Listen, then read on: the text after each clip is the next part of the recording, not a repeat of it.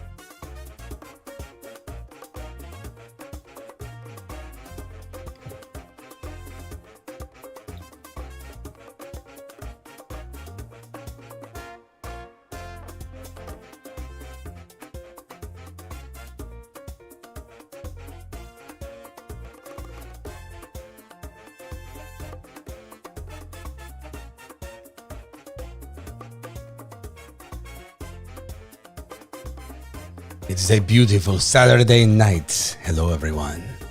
I hope you're enjoying the Latin tunes that we have playing this evening.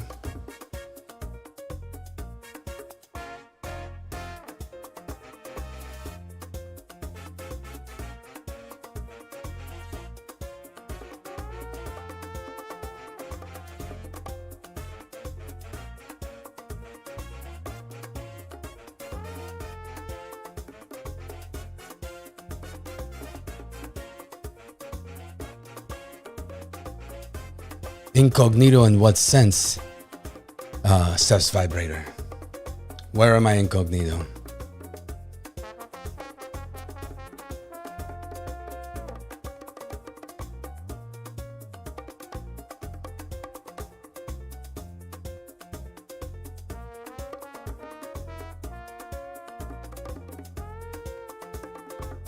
Ten seconds remaining.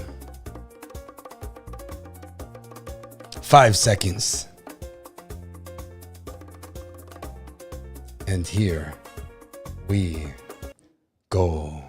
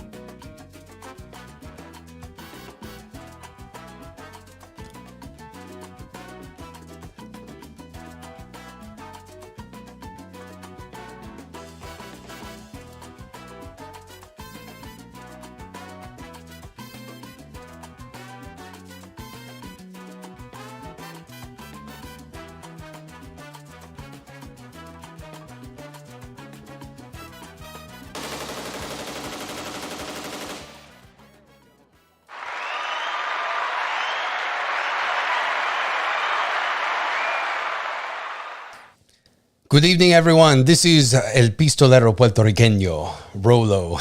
I'm kidding. I'm not going to use the voice right now. Hello, everyone. This is Rolo, the Puerto Rican Pistolero, coming to you live from beautiful Miami, Florida. And Greg the Goblin just started the show already with the $50. Why am I giving money to you? It's my birthday. Happy birthday, Greg.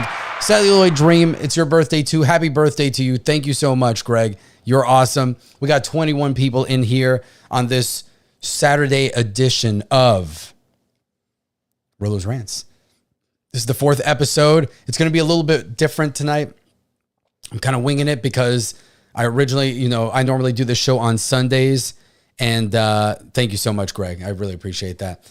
So I decided, there's a big football game going on tomorrow. And I was like, you know what? I'm not going to compete against that. I probably won't end up watching it. Let's be honest.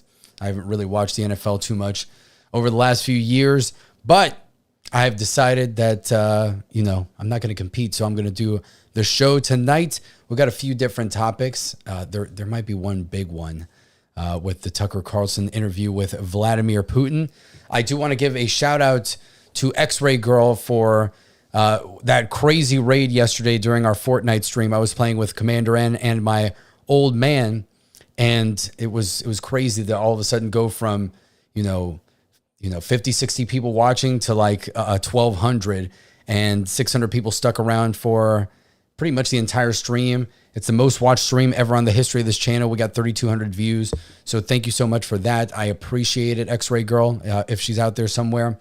So that was great. Hopefully we've got some new faces in here. I see a lot of the usual awesome crowd here. We've got Greg, of course, Celluloid, Rebel Scum, Steph's Vibrator, Bruce, Charles, Loquacious, Ad Victorium, Warsaw, a Patriot, and many more. Thank you so much for hanging out here. I know it's a weird night. You guys could be going out. I'm already dressed like I'm going to go out to the club here in Miami. So we're going to make this a little bit of a party atmosphere today. Hopefully you enjoyed all the music. Tim F., what's going on? So, I don't know how the Super Bowl is going to be tomorrow. I feel like this isn't a topic that I meant to talk about, but with everything that's been going on with the whole Taylor Swift political psyop thing, I figured maybe I could take a few minutes to talk about that because I think it's pretty funny. As far as the game is concerned, it's like a no-win situation for the NFL because if the 49ers win the game, everybody's going to think that they did it to basically cover up the fact that Taylor Swift is dating Kelsey. And then if Kansas City wins, they're going to be like, well, they did it because, Taylor Swift is dating Travis Kelsey. So it's pretty much a no-win situation for the NFL, but it seems like they've put themselves in that situation. I don't know. I'm not conspiratorial when it comes to the NFL. I don't really care that much anymore, but I mean, that's how it seems to me. So it's a pretty interesting scenario. As far as Taylor Swift, I don't really care about Taylor Swift. Some of her old music was all right.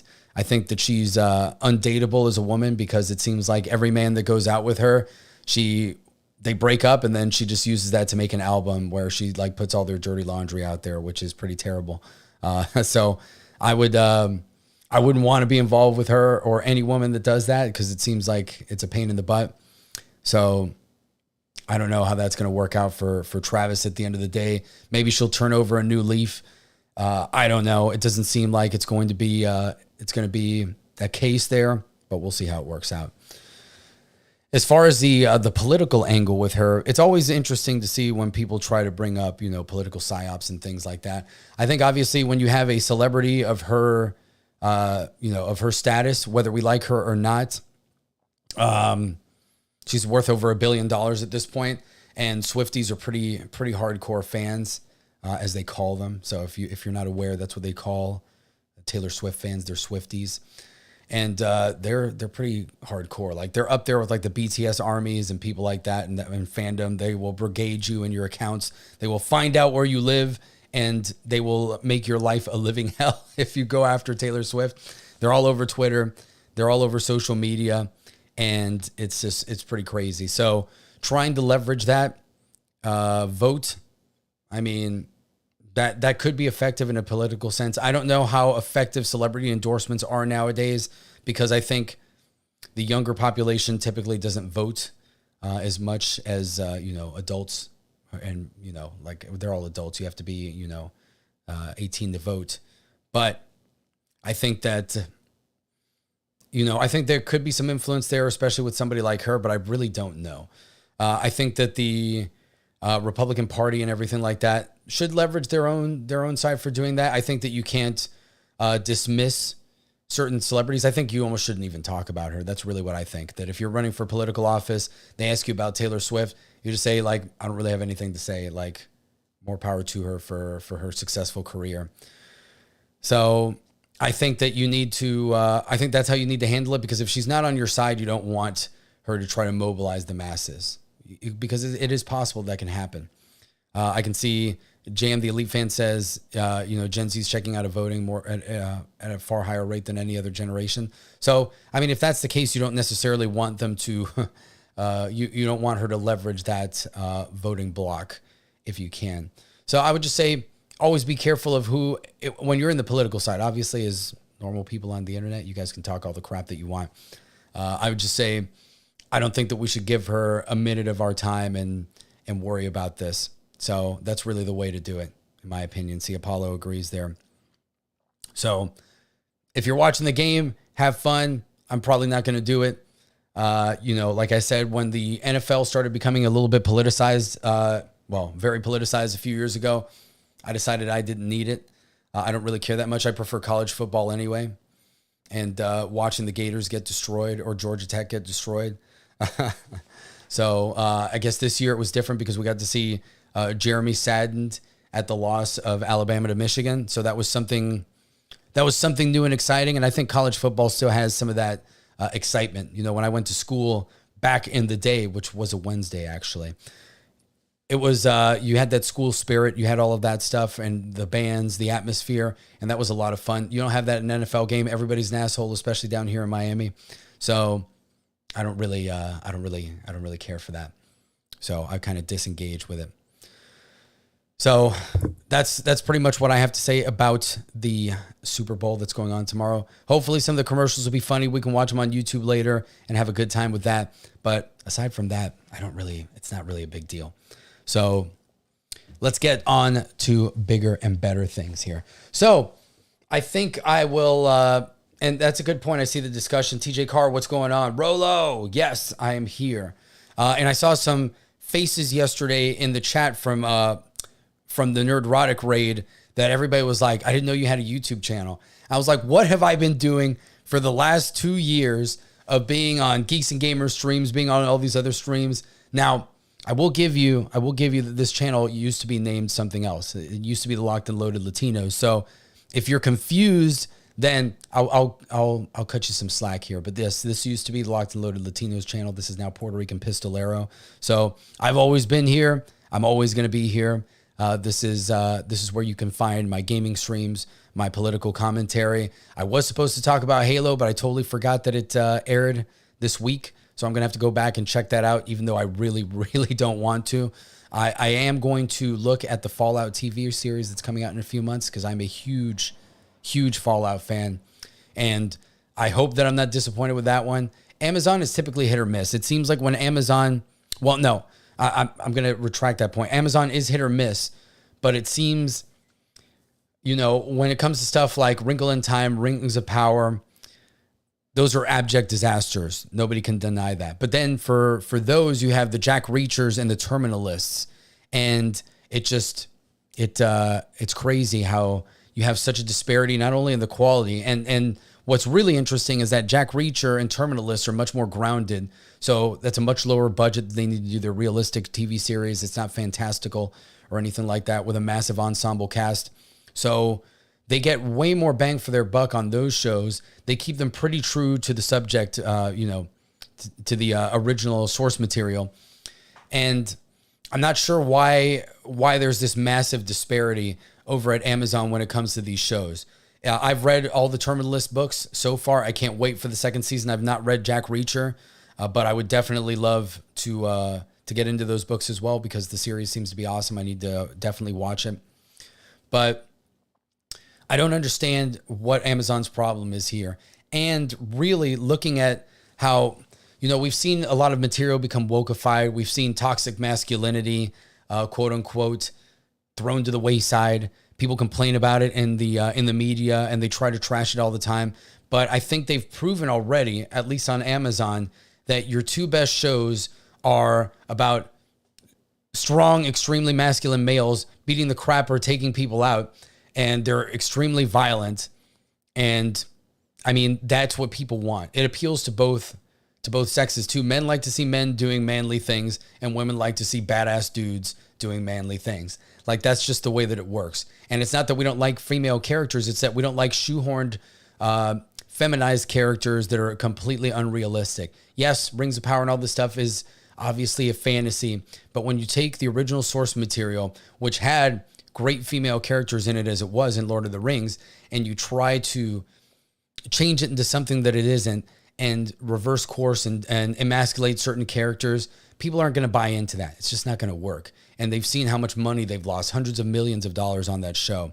So I just don't see how they haven't gotten a clue with this. Amazon's going to keep throwing money away, and it's, we're the ones that are ultimately paying the price because they're increasing their prices, and you got to pay to remove commercials now on Prime. So it's kind of BS. You'd think that they would see the writing on the wall here and try to course correct, but that's not what these companies are doing, especially the bigger ones like Disney and Amazon, where they have so much money that they just throw it away. And part of it is it's got to be a political agenda at some point, that they've gone too far down this path, that now they have to double and triple down in order to justify what they've done and the money that they've thrown away.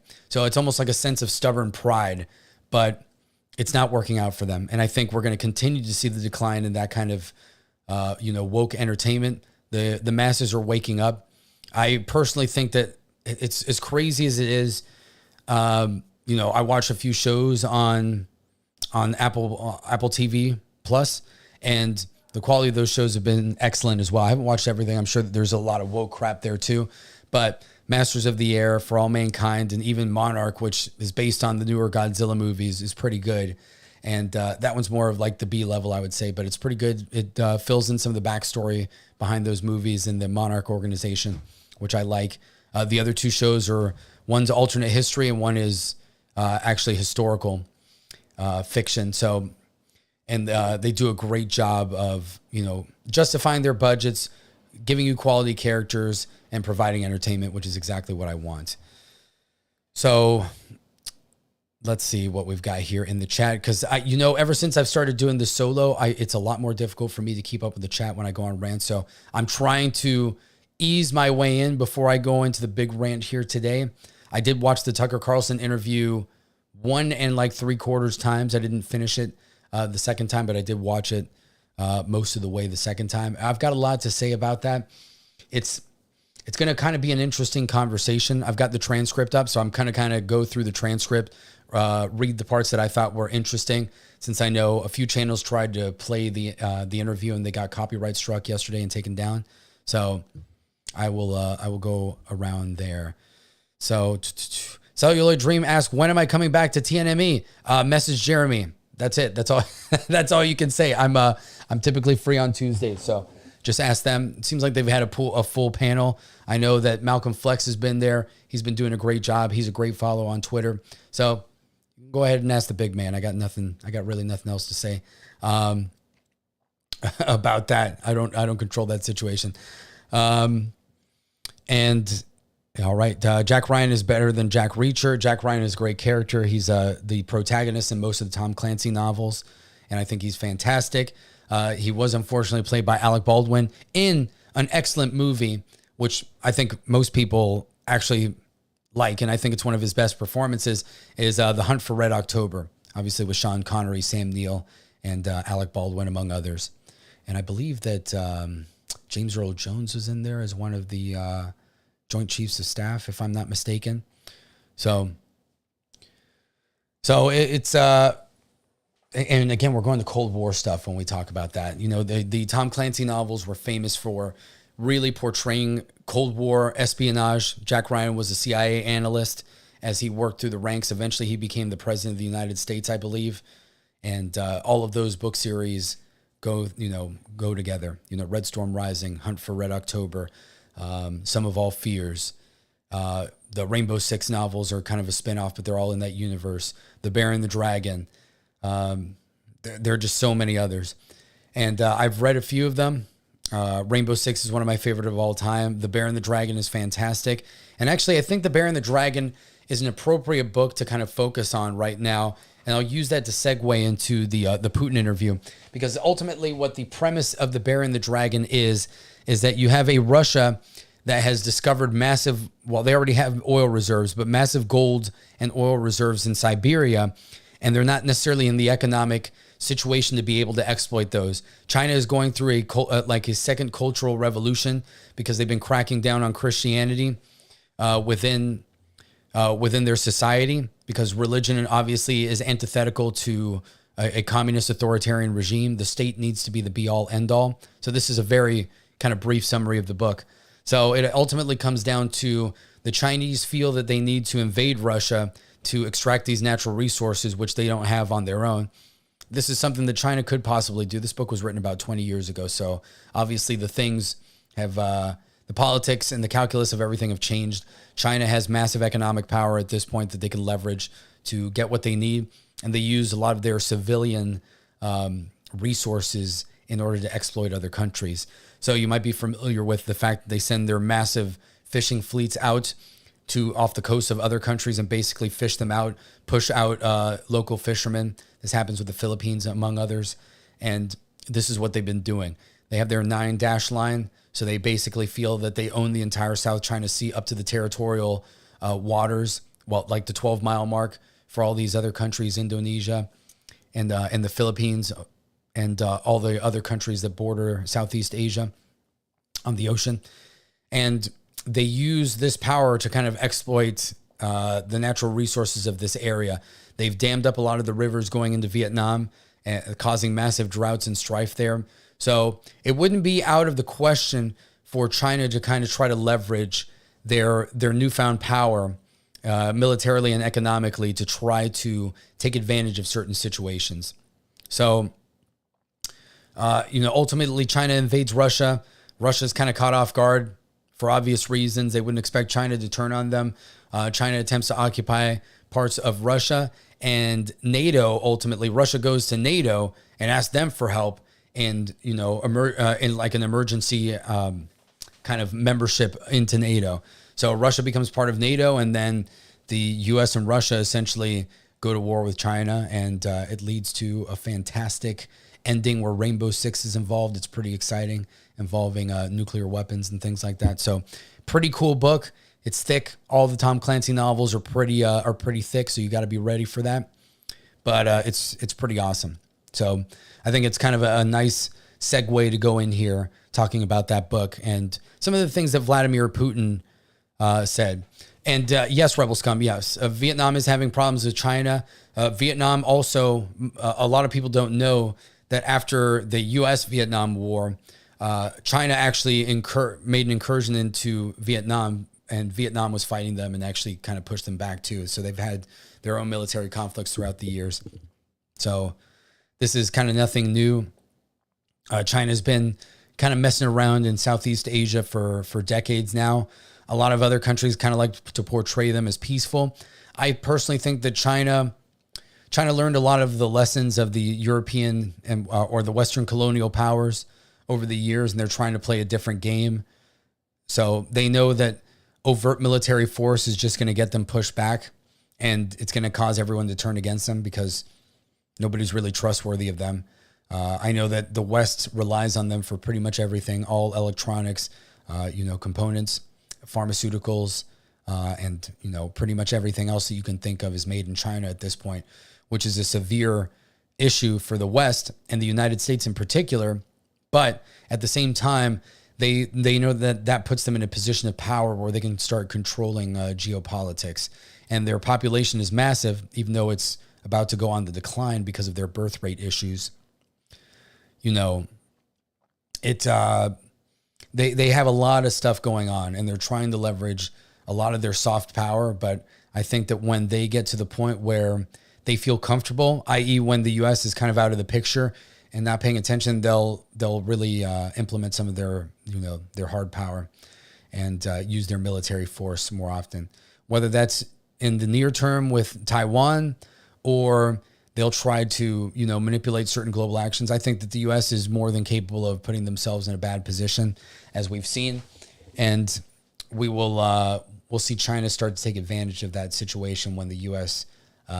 Kind of starts to take on more than it can handle. So, speaking of which, let's talk about the Tucker Carlson interview. So it's interesting that over the last week or so, the media and Western governments have been going pretty crazy because Tucker Carlson went to Russia. He interviewed Vladimir Putin on February 6th of this week, and it's caused a crap storm throughout the entire world. The Western world, I should say. And it's been interesting to see that the countries that, supposedly stand for a free press are the ones that are pushing back against this the most, saying this is going to be propaganda. Tucker's a Russian agent. This has been kind of the narrative that's been going on over the last few years. We know that this is what they tried to do to former President Trump with the Russian collusion scandal, the moment that he went into office in 2016. And they're trying to kind of push this narrative again. And it's interesting that so many people still kind of fall for it. Not that Russia not the country itself, not that Vladimir Putin is a good dude, but it's interesting that so many people don't approach this with skepticism after they've seen how much we've been lied by the media and our government. And so I went into this interview, obviously, with some skepticism. I know a lot of history throughout the world. I know that I'm definitely, and if you've watched this show in the past, you've seen that how I've discussed the terrible things that the CIA has done throughout the world to manipulate global affairs for the advantage of the U.S. government and for U.S. corporations. Diary of an Economic Hitman. I always tell everyone, read that book. It's going to let you know what's going on, what the CIA has done. We've created a lot of the situations that we have. Iran is the way that it is today because of the interference that the CIA and the Americas had with basically installing the Shah of Iran and having him as a puppet for decades, which, fomented a revolution because the people felt that they had no control over their own country. So this is something that we've known, and it was interesting to see how other people kind of know this or how they use that information to their advantage. So it was, I did enjoy Tucker's kind of preamble to his interview. If you guys watched it on any of the, video platforms, where he said, look, Putin starts the interview talking about the history of Russia from the 8th century. And, he kind of goes on for 30 minutes. We thought it was going to be a filibustering tactic, but ultimately we saw that, he was trying to make a point and it seemed sincere. And it was extremely interesting, the reaction that a lot of people had. And I think that this is unfortunately as somebody who's a student of history and sees how underappreciated it is in the United States, this is kind of a very American perspective. And I hate to say it that way because I am an American, but an ignorance of history, a devaluing of history. And it should be no surprise because the left in this country tries to destroy history, rewrite it, and disregard it, or say all of history is bad when history is what it is. You take lessons from it or you don't, but you should be educated in it. And I think that we as Americans, even those that are educated in history, we take for granted the fact that the U.S. is, 248 years old now. So it's a very young country on the scale, 240 years, something like that. And, we don't have a huge grasp of what it is to deal with countries that have existed for more than 1,000 years. And that's pretty much the case for Europe and other nations out there. So I think that, Putin starting talking about history was effective in his regard. I think it was very interesting. I was talking with a friend of mine, and I had told her that it was funny because, we were kind of going back and forth on this topic. And, she'd mentioned that, Ukraine used to be part of, the Cossacks were the people that were in Ukraine, and a little bit of the history there. And it was interesting that he went into that. I actually learned a lot of this. Of all things, I learned this in Age of Empires 4. You play as the Rus, and they go through a lot of the history of Moscow, Kiev, and how the Rus peoples, the different tribes kind of came together and pushed back the Golden Horde of the Mongols, because the Mongol Empire went all the way from the Asian steppe to Russia, Europe, essentially. So, and it's an empire that people don't really talk about because they were largely nomadic. So everybody knows about Genghis Khan and what he did, but that was an empire that lasted for hundreds of years, and it was larger than the Roman Empire. But because they didn't build the monuments, the cities, and the technology that the Roman Empire had, it's kind of disregarded in a lot of cases. So it was interesting to see him go through that, kind of how Ukraine came to be, its relationship with Russia. And, oh, there you go. Ad Victorium says he learned a lot about what Putin was saying from Crusader Kings. So, I mean, when they tell you that video games don't teach you anything, they're absolutely wrong. So let's see here. I've got the transcript. So, yeah, he talked about Novgorod, one of the early cities in Russia, and how Rurik, kind of established the early Rus state. He was Scandinavian in birth. And then he went through Rurik's great-grandson, established kind of the baptism of Russia, Prince Vladimir in 988, and, unified the territory with a single economy and language and things like that. And then after his death, Russia kind of, ancient, well, not necessarily ancient Russia, but early Russia kind of fell into a little bit of chaos because there wasn't any sort of succession at the time that was proper. And then, as Genghis Khan and the Mongols kind of took over that territory, it was easy for them because there was not a unified state anymore. So Kiev was around back then. Kiev is obviously the capital of Ukraine, of modern Ukraine, I should say. And eventually all of these territories, after the unified Russian state was able to come back together, they pushed off the Mongol hordes. Moscow was kind of established as the capital. They were taken under the Grand Duchy of Lithuania. It's interesting to think of Lithuania being a power back then when it's such a small nation today, but that's kind of how history goes. And, and then how the Grand Duchy of Lithuania combined with the Kingdom of Poland and Orthodox Christianity kind of became the religion of the day there. I need to do a lot more research on Orthodox Christianity and some of the differences between Catholicism and obviously modern Protestant religions. So it is interesting. Now, I will say this, before I go further into kind of what he discussed historically, I don't know of a U.S. leader that would be capable of going over U.S. history this way, let alone 1,000 years of history going back into Europe. There are very few. And I think that's a serious problem that we have here. Vivek Ramaswamy, is really the only one that comes to mind that seems to know history, its consequences, where we came from, why we're here. And I think that it's pretty telling that, Vladimir Putin obviously came to this very prepared. Look, he was a former KGB agent, so you have to take what he says worth a grain of salt, but, he's going to embed lies within his facts, and that's going to create, a kind of, it's going to kind of validate things, and it's going to reinforce his point. However, I think that doing, kind of laying the big picture, it was a good move on his part. And I think it lets people know the historical context here of everything that's going on, because we look back at our history and, we disregarded ourselves, but we don't know that a lot of these conflicts, a lot of things that are occurring today have been going on for 1,000 years. I mean, let's take the Arab-Israeli conflict going on. This has been going on for thousands of years at this point with Jerusalem and the significance it has within Judaism and Christianity. And we had multiple crusades over the course of hundreds of years of knights from Europe fighting against, armies, Islamic armies in, for the city state of Jerusalem. So having that historical context, understanding it really tells you a lot about why things are the way they are.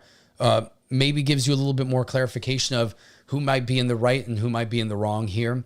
And obviously, even though a lot of this is ancient history and it changes and you don't necessarily have the same possessions that you did, because let's be honest, if we wanted to go back and talk about, well, this person conquered this person, and so these are my historical lands. I mean, the U.S. government would have to give up all of the United States to a lot of the native tribes. And then those native tribes fought and decimated each other multiple times over hundreds of years. That history probably doesn't even exist anymore. And so what do? So you can't just keep going back and using historical context as justification for modern conflict. I think that's kind of what Putin was doing a little bit here, because it wouldn't work. We know that this is pretty much what Adolf Hitler did too in the opening before World War II. Trying to get the Sudetenland, going into Czechoslovakia, as it was called at the time, and saying, look, this is a Germanic territory here. I want to reunite all German-speaking peoples, Austria, all of that stuff. So you need to be careful about allowing that, because you don't want to end up with a Neville Chamberlain moment where it's like, well, Putin's right here. All these territories used to be part of Russia. These people speak the same language, so let's just let them take it. Now, I do think that Russia is in a very different position than Nazi Germany was. It was very clear what Nazi Germany's intentions were.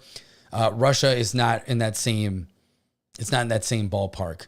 And I think that we can see in the war, with the war in Ukraine, that is the case. I personally think that, and Putin's never going to admit this, but I think that he overestimated the capabilities of his military before he committed to his invasion, because it was pretty obvious that they had a lot of equipment breakdown.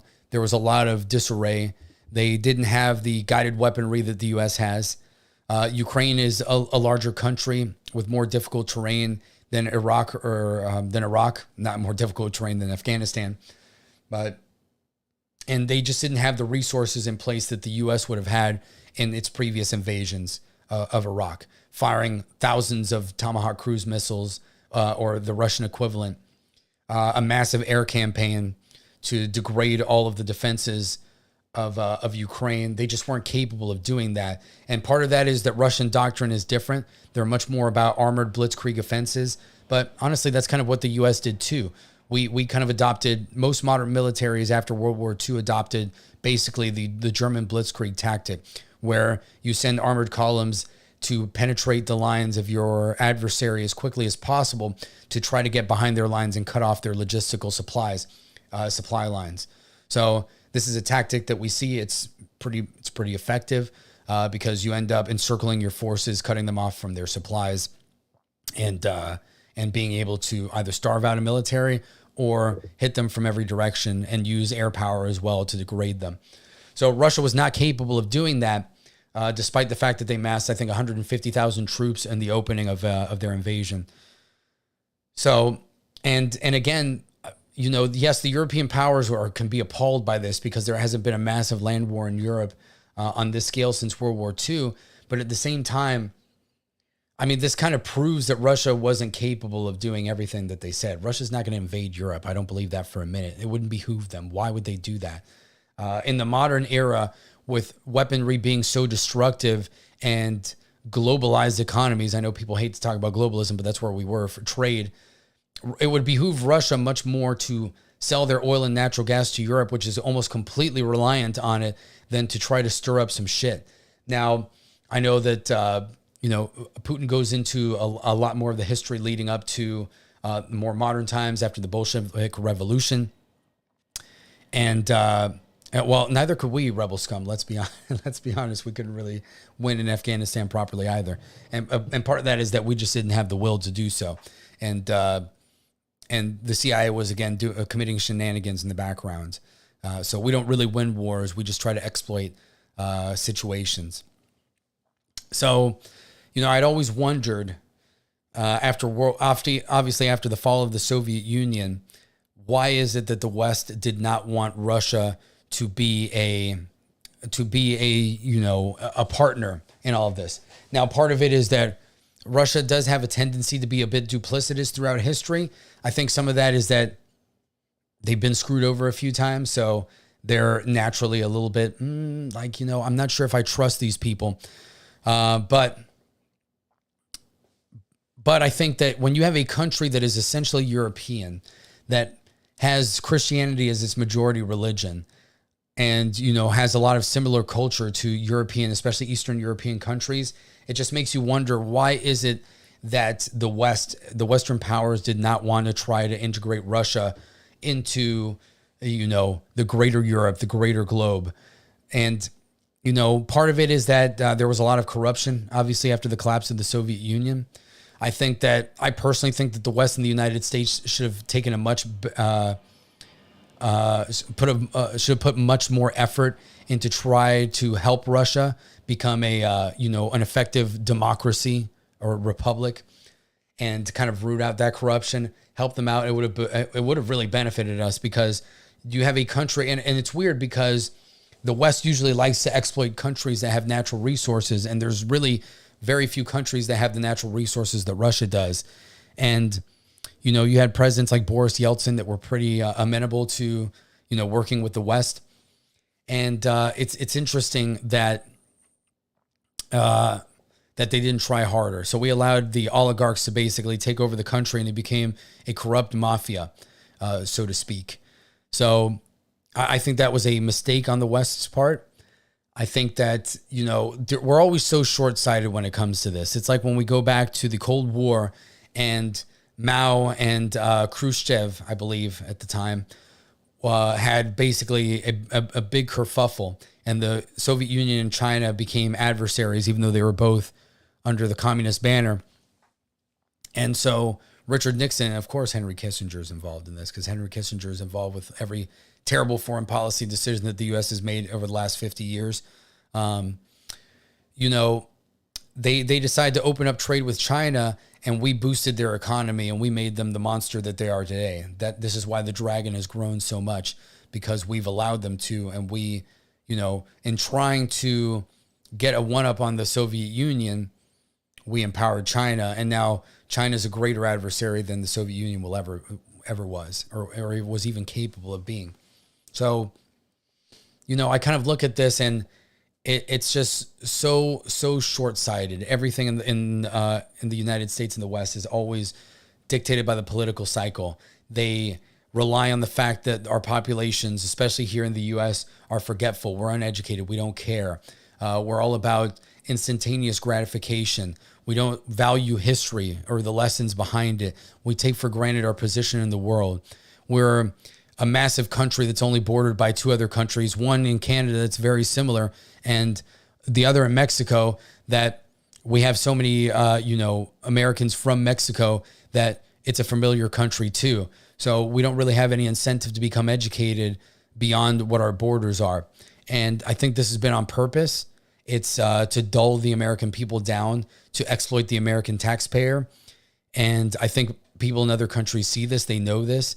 And our government does a good job of trying to, up until recently, now it's ironic that we flipped this, but always trying to portray us as the good guys and the heroes when they're out, doing bad shit throughout the world and using the intelligence agencies to do so. Or maybe the intelligence agencies took over the politicians and they're the ones driving the wheel. And that's kind of one of the other things that Putin had mentioned. He mentioned that he'd spoken with Bill Clinton. He'd spoken with Bush about Russia joining NATO and whether that was possible. And obviously you have to take this with a grain of salt. Will Bush or Clinton admit to this? No, but they could be lying too. And that's part of the problem that we have here. And Putin knows this, and he can take advantage of this situation because he knows how fractured the United States is right now. And I think his message yesterday will resonate with a lot of people on the American right. I mean, I believe a lot of the things that he says because I know that they're true already from my own information that I've had throughout the years, my own education. So a lot of it wasn't a surprise.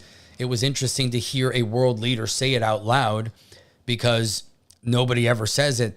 It's usually, crazy conspiracy theorists that talk about that, or they're portrayed as crazy conspiracy theorists.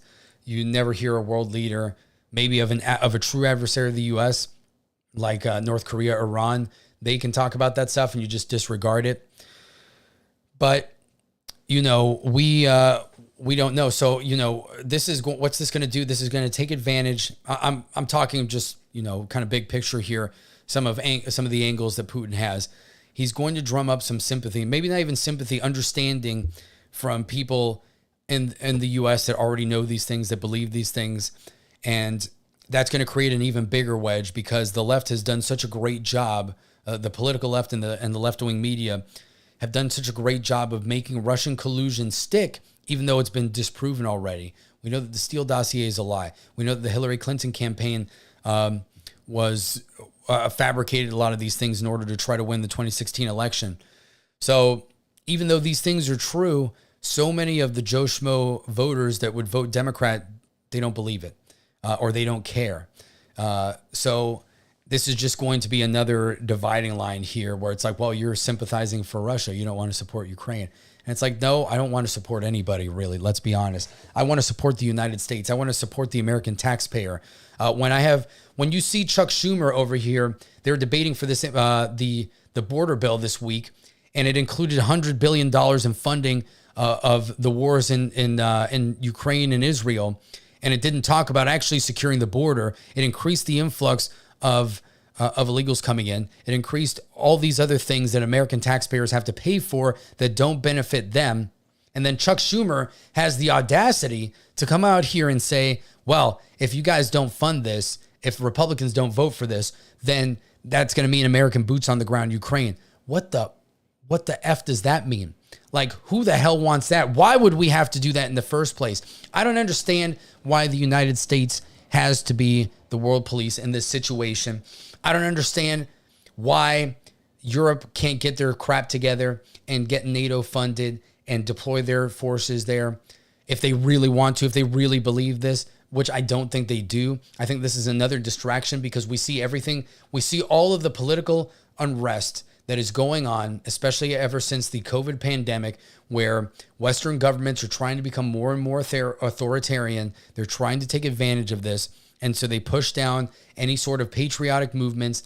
They're trying to push a global warming agenda, despite the fact that India and China especially, won't sign on any of these deals. They don't have to stop building coal-fired power plants. They don't have to stop polluting anything. Their populations make up, more than 3 billion people at this point, which is almost half of the world population of 8 billion.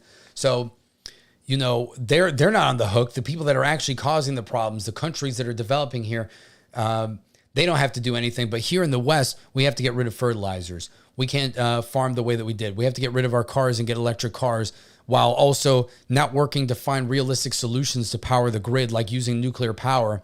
No, we're just going to keep using what we're using. We're going to buy lithium from other countries that don't have any of the rules that we do. So they're strip mining the places and polluting everything more. But we feel good about ourselves because I drive a Tesla or I drive a Prius and I'm doing good for the environment. BS. You're not doing crap. You're not doing crap.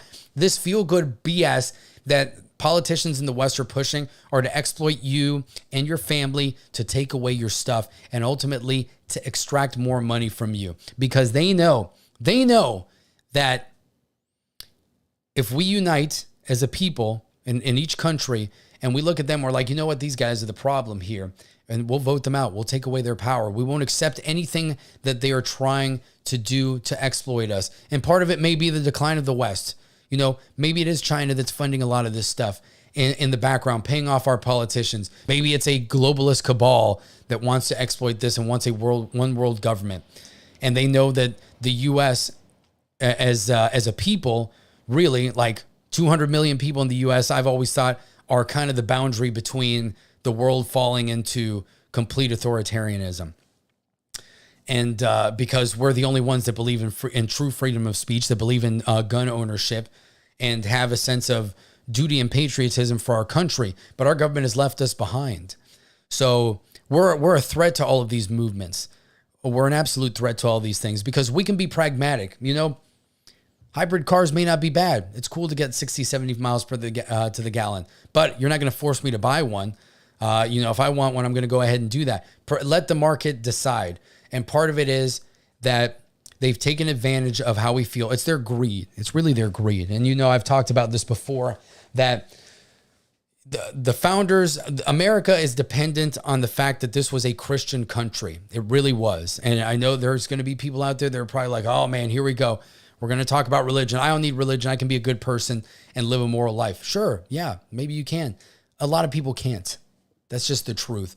Because when you live in a society that believes in decadence, greed, and exploitation, if you don't have some sort of moral code or the belief that you will be punished afterwards for committing atrocities, committing sins, guess what? You're just going to do bad crap your entire life. That's why all these politicians do all that. Do you think that these people that claim to be Christians or religious and have this moral code really are? No, they're not. Because if they did, they wouldn't do the crap that they do.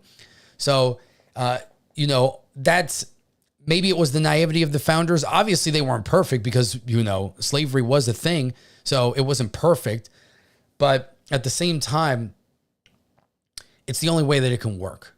It seems every economic system that humans create, we find a way to destroy it, or it's impossible. So communism doesn't work because, yes, men are equal under the law, have equal rights, but we're not equal in capability or intelligence. So communism doesn't work because there's always going to be somebody that is smarter than somebody else, stronger than somebody else, and you're not going to be able to force this equality of everything. Plus, there's going to be somebody on top that runs these societies, so it's going to fall apart. Anarchism, I know my anarcho-capitalists are out there. I know the libertarians love this stuff.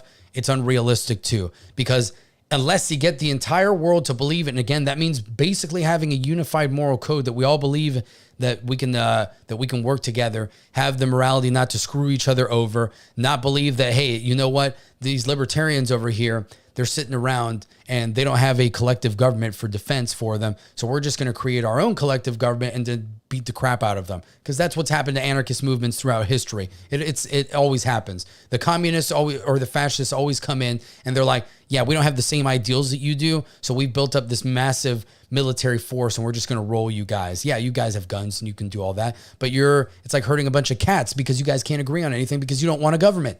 So you need to be realistic about this and you need to look at history. So yeah, I am a libertarian, but I'm a constitutional libertarian. I want to go back to the founding principles, to the republic, to states' rights and states having some sovereignty. Is that going to be possible? Even I know that that's going to be difficult to get back to because they've had almost 200 years to unravel the Constitution, to add amendments that destroyed the original meaning behind it, and to build up a bureaucratic state that now we're reliant upon to function. And oh, by the way, they have sent our military throughout the world to do terrible things. So now there's a lot of people that hate us. So we're kind of in a bad position here as the United States that we can't dismantle the entire bureaucratic state overnight. We can't do it because it'll cause chaos. I know a lot of people are probably unhappy to hear that, but it's the truth. We have to be pragmatic about it, cut where we can, and make that a goal. But it's going to be a gradual goal because it took so long for them to create the monster that we have. That's going to take us a long time to unravel it. So that's what we have to do. And part of that is becoming educated and knowing about these things. So, you have to it's going to take a lot of work. That's the problem that we have here. And how much time do we have as a country to unravel this before bad things happen? I don't know. Could this be the last election that we deal with? It could be. It may just be more of the same that we keep going on regardless of who wins. Because if Trump wins, the deep state is going to try at every turn to make him a 4-year lame duck.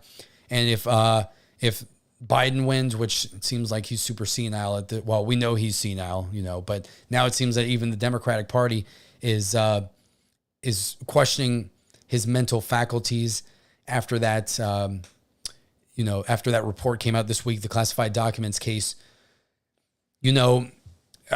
That's just going to lead to more and more authoritarianism because that's what ultimately the left believes in now. They become fascistic. And there are Republicans there that believe that too, the Mitch McConnells of the world, the Lindsey Grahams of the world, the Nikki Haleys. So there is a uniparty out there that's going to do this. So will there be differences made after the next election? I mean, I hope so. I hope that there are changes in a positive direction. I think that if Trump brings in guys like Vivek and has basically Vivek handle the dismantling of some of the bureaucratic states, then I think that we can move in the right direction. Then he can carry on that banner going forward after Trump's 4 years are done. And then we can see a positive outcome. The left has nothing right now. The left is in chaos, in my opinion. And everyone they can bring up through their ranks is just going to create more of the same. Because ultimately, they know where we're at. We're $33 trillion in debt. We have military bases all over the world. Our hands are in the cookie jars with everything. So it's going to cause, there are just going to be so many issues that we have to deal with here that are going to come home to roost. And again, this goes back, now bringing it back to the conversation with Putin, that's something that he talked about, that the U.S., obviously the U.S. and European powers kicked Russia off of the SWIFT payment system, basically de-dollarized the country. And, we thought that that was going to work. Like, hey, they can't use the dollar, so they're screwed. The dollar is basically the one world currency. And now what has Russia done? They've been able to maintain their economy. They haven't gone into collapse. They've gotten closer with China. And the yuan is now gaining strength as a global currency. So this has completely undermined everything that the U.S. and West have tried to do, because we thought that people would basically cave to us and we could use our economic power as a club. But then we also chose to give up so much of our economic power to countries that hate us and not use our own natural resources. Why? There's a few different reasons. Greed is one of them, because it is cheaper to build certain products in other countries, and corporations ultimately care about one thing: maximizing profits. And this is where I guess it's the flaw, but again, it's the flaw of being an immoral society, really, more than anything else. Capitalism works. It's the best thing that we've got. But if everybody's greedy as hell and they have no sympathy for anybody and they don't have this moral code again, then they're going to exploit people. They're not going to care about their workers. They're not going to care about where prices go. They're not going to care about shipping jobs overseas and leaving Americans unemployed while more and more illegal immigrants cross the border and then take what little jobs and resources are left here, especially in the inner cities.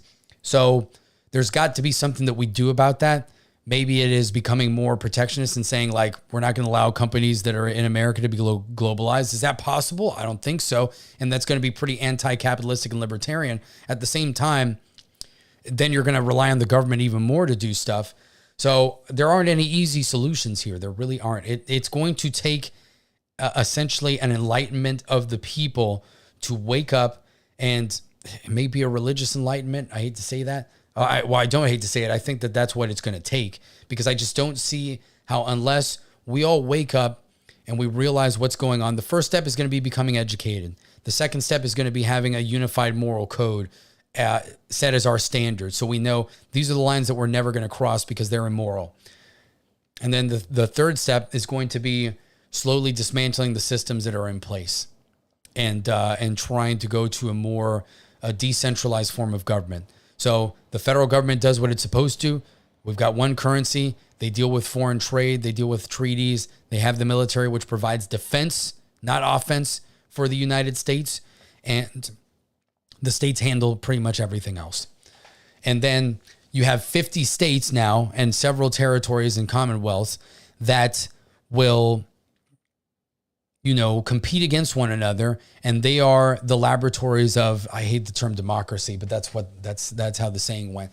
They're the laboratories of the republic. And you can have California and Texas do completely different things. Excuse me.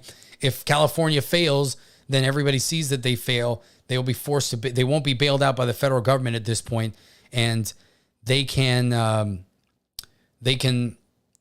learn their lesson and change their economic policies and societal policies to match those of a state that's being very successful. And I think that that's the original intention that the founders had. It's almost like, and again, I keep using this, the EU kind of became what the US kind of was supposed to be, except the EU, those countries never signed up to have a massive government oversight of them because they are individual countries. But that's kind of how it works. You have your own sovereignty, you have your own cultures, your own ways of doing things, and whichever ones work out best, the other ones can copy. Or if they want to fail, then they can choose to fail. And there's no federal government that has a capability to really bail them out. And eventually that leads to people learning their lesson because they must in order to survive. And I think that that is the only way that you incentivize these things naturally. And again, if you have more moralism, faith, you have a societal awakening. Do I think JJ52 says, piensas que podemos cambiar? So do I think that we can change? I think that we can change. I think that we can. I think that a lot of us, you know, I know that a lot of you in the chat have gone through things before. I've gone through, you know, through a divorce and all that. And, you know, you have to make changes in your life as an individual. You know, a couple of episodes ago, I talked about this, about how I got closer to my family. I got closer to God. I appreciated the things that I had, and I chose not to fall into despair or hopelessness. And I think that that's important. I think that's on an individual level. We need to do that as a country. We need to try to look for the positives and try to find strength in ourselves, first of all, and then find strength through through God, through our families, through our friends, and support people that do that. Don't see it as a weakness to help other people or to have empathy. I think sometimes that's what happens. Even as men, sometimes we're like, well, we can't show any weakness. We can't show emotion. You can, and you should. You need to draw a balance there, because obviously stoicism is a great quality, but you need to be able to open your hand and help somebody in need. And I think that that's kind of something that we've lost. I think in the Republican Party, or on the conservative side and the libertarian side, sometimes we look at individual success as the be-all, end-all, and we don't necessarily look at altruism, things like that, because those are typically associated with the left. And I think that we need to help one another as much as we can. We should never be forced to do it. That's the difference.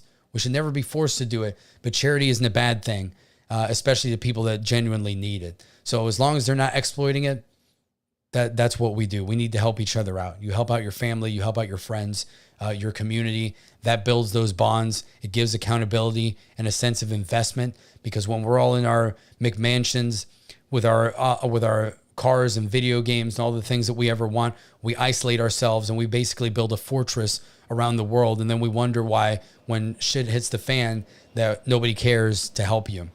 It's because you never did anything about it. You thought that was just good enough to be responsible for your own finances and do that. But you have to have some investment in the game.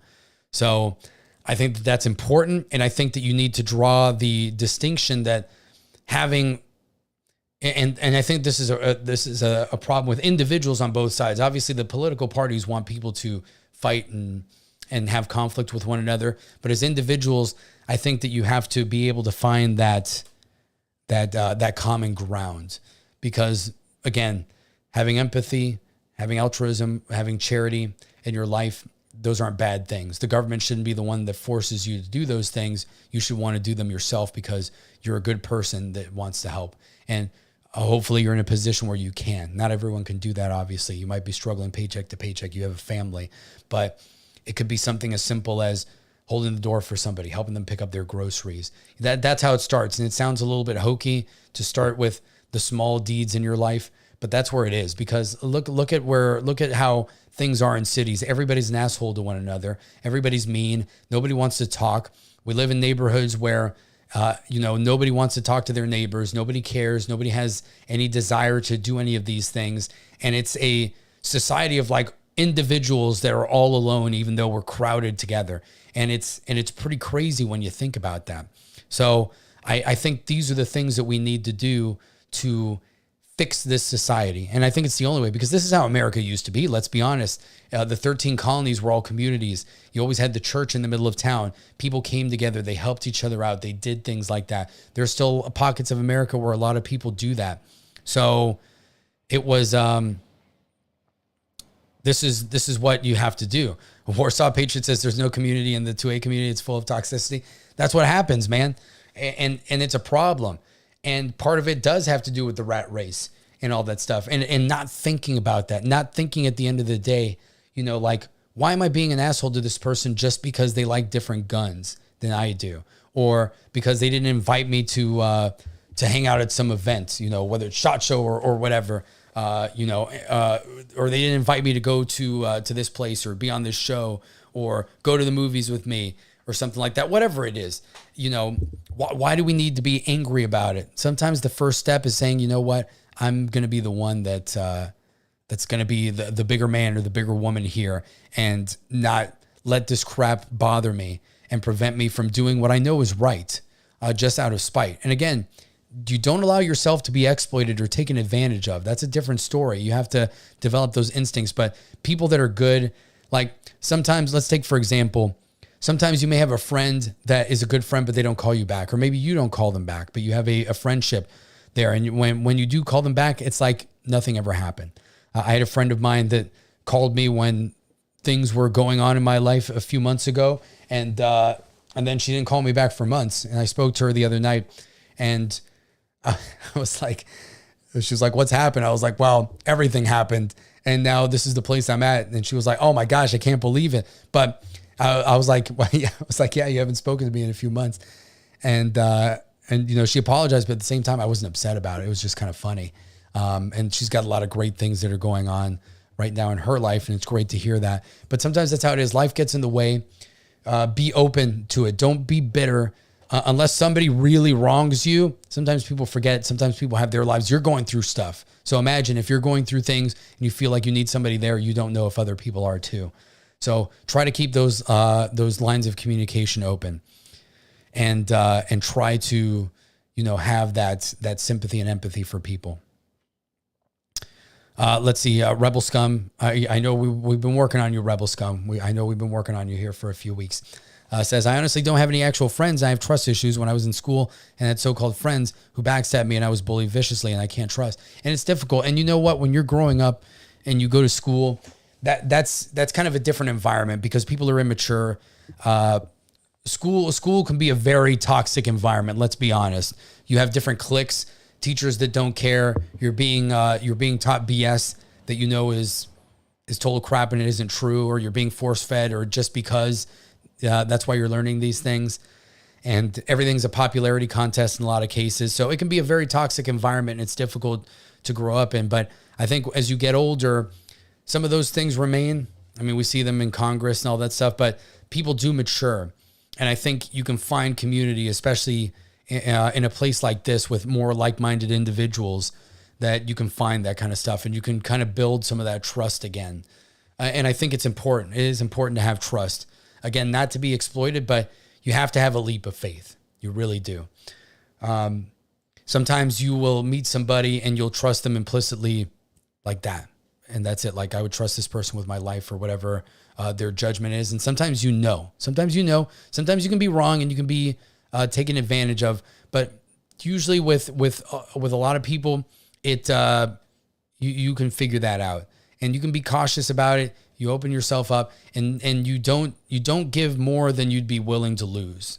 So if that makes any sense. So you don't have to buy them, expensive birthday gifts or, help them do a lot of stuff, but maybe just, hey, talking to them on the phone, being there for them, grabbing a cup of coffee or whatever you like to eat or drink, going to the movies, inviting them to play video games with you online, going to the shooting range and things like that, just small things, and then you get to know somebody. And if they have that investment and that mutual, it's like any other relationship. Even a romantic relationship is like this, is similar to a friendship. You have to draw that balance in what you're willing to do, give and take, come up with the boundaries. And I think being very honest with people is refreshing. I think that's been the best thing that I've experienced with my friends and people that I've dealt with, especially recently, is being completely transparent about your positions, how you feel, your situation, and maybe things that you've gone through in the past. So you kind of admit to some of the vulnerabilities, like, hey, look, I don't trust people that much because I went through this in the past. People mistreated me, and I've got some issues with that. A lot of people will have sympathy for that, and they'll be like, okay, yeah, I totally understand. I've gone through something like that myself, or I haven't gone through that, but I would never do that. So you got to give people that kind of a little bit of a benefit of the doubt first. So, and yeah, that's true. That is true, Warsaw Patriot. But find people that you can hang out with. So that's pretty much what you can do, and pray on it, because ultimately you got to trust yourself and you have to trust in God, and that's what you've got there. That's your basic fundamental unit there. If friends fail you, family fails you, or people pass away and they're no longer in your life, that's what you need, and then you can kind of move out slowly. So that's what I would encourage. I am going to start a Discord. I'll let you guys know about it. I kind of don't want to put any effort into Discord, and I know it's going to become chaos if I do it, but it'll be something that happens. At least you guys can jump in there and chat. I just know Discord is not something I really keep track of, so it'll be difficult for me. But it could be something that we use. Maybe you guys can get together, play video games, talk about guns, talk about the different things that we deal with here. And that we discuss, and that might be good. Maybe that would be something that gives you a community. So, yeah, I know I would definitely need mods. I just don't know. I don't know who I would put in there. There's so many people that mod for other Discords too that it's tough. So we'll see, and we'll definitely talk about it. So yeah, it's crazy. So I'm talking about Vladimir Putin and all this stuff, and then we go into life lessons as usual. So it's crazy how that works. So I think we went through a lot of the salient points with what Tucker and Putin discussed, especially when it comes to, the CIA, kind of pointing to the CIA as the root of all evil here in the U.S. It seems like that's really what he was pointing towards. And, that's something that we've suspected, that the CIA does exploit politicians. I think that I think all the major intelligence agencies in the world do this to an extent, because when you're able to listen to people's communications, read their mail, everything else, it probably all started, like, let's be honest, it may have started that you have corrupt politicians and you have people in the intel community saying like, hey, these guys are doing some bad stuff. We can kind of expose them, or we can prevent them from doing bad stuff because we can blackmail them with the information we have.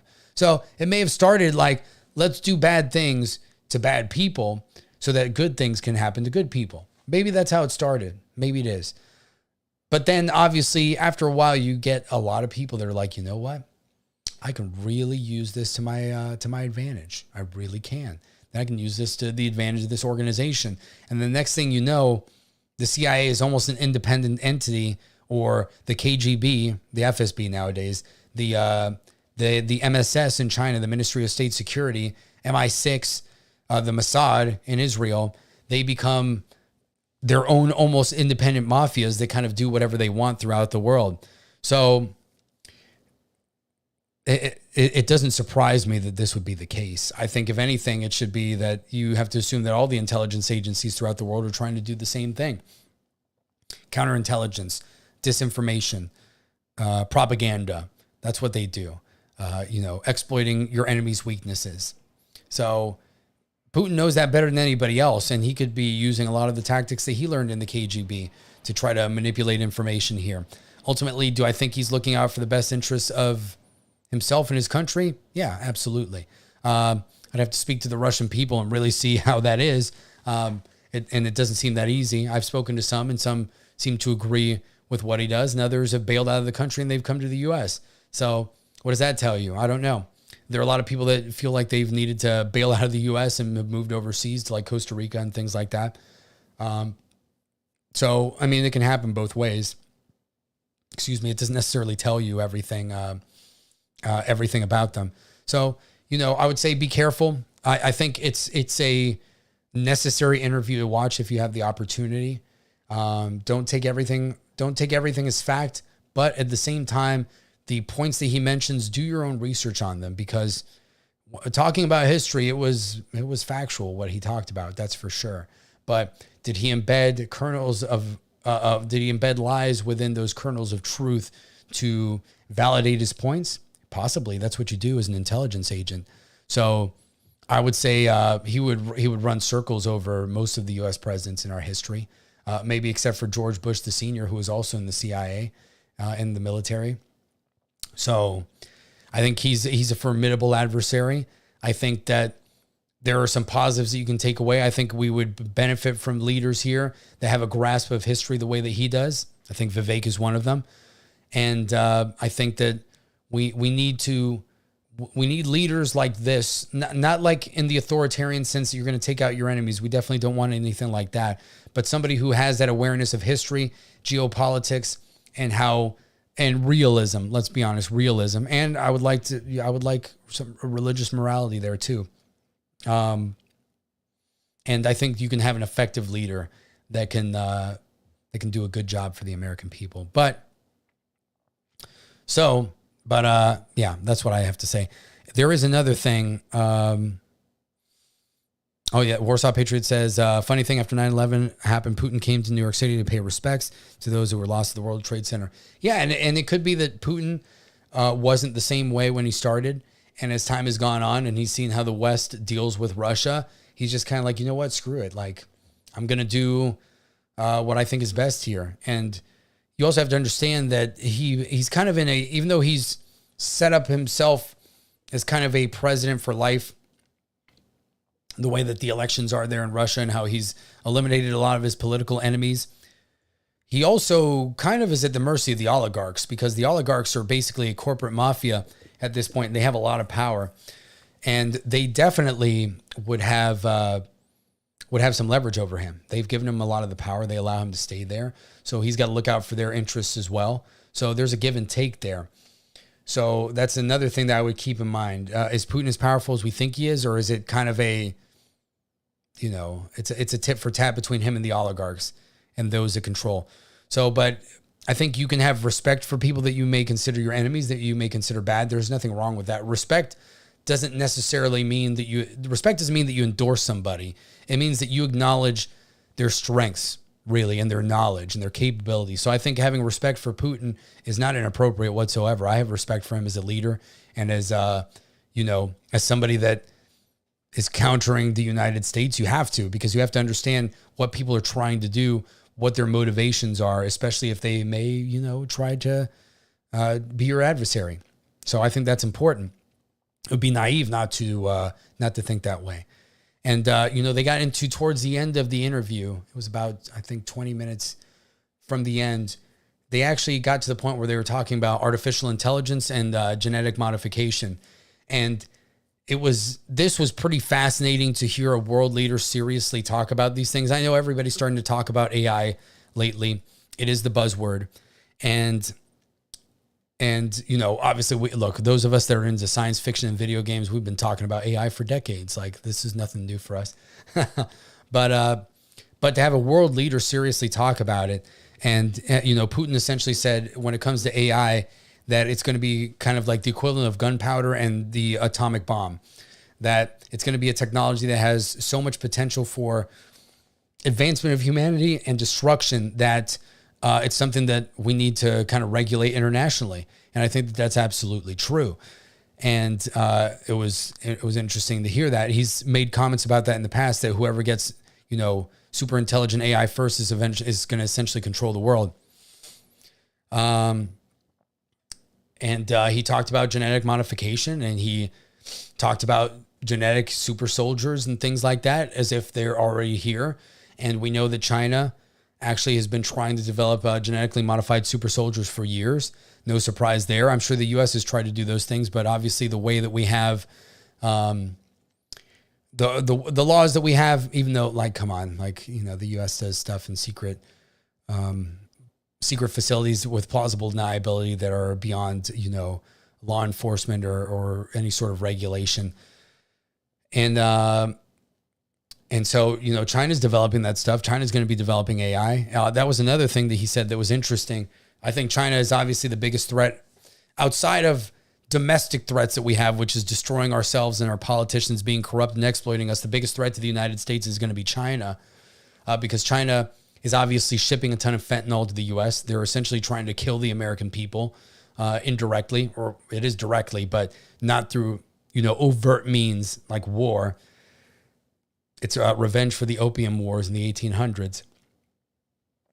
They're obviously trying to hack into our infrastructure. They've tried to push communist propaganda with Confucius centers at major universities. They pay off our politicians. They try to buy real estate near military bases to monitor research that we may be doing there and monitor our military.